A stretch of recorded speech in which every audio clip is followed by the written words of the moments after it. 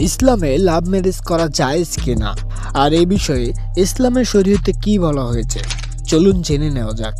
এটাকে বলা হয় বিয়ের আগে ভালোবাসার সম্পর্ক স্থাপন করা।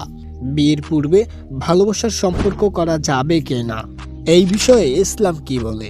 বিয়ের পূর্বে ভালোবাসার সম্পর্ক স্থাপন করা ইসলামে সম্পূর্ণভাবে নিষিদ্ধ।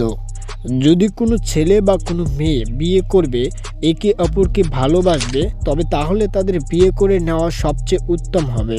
কেননা বিয়ের পূর্বে ছেলে মেয়েদের একে অপরের সাথে মেলামেশা, ঘুরতে যাওয়া, একে অপরের সাথে ঘনিষ্ঠ হওয়া জায়েজ নয়। এগুলো ইসলামে সম্পূর্ণভাবে নিষিদ্ধ রয়েছে। তবে এটা ঠিক যে বিয়ের পূর্বে ছেলে মেয়ের একে অপরকে জানা ইসলামের হুকুম রয়েছে।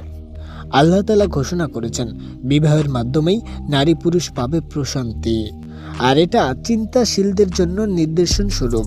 কিন্তু আমরা কেউ চিন্তাশীল নই। আমরা মানুষের হারাম সম্পর্ক দেখে স্বপ্নের বীজ বুনি। এরকম ইসলামিক ভিডিও পেতে আমার এই চ্যানেলটি সাবস্ক্রাইব করে আমাদের পাশেই থাকুন। সম্পূর্ণ ভিডিওটি দেখার জন্য আপনাকে অসংখ্য ধন্যবাদ।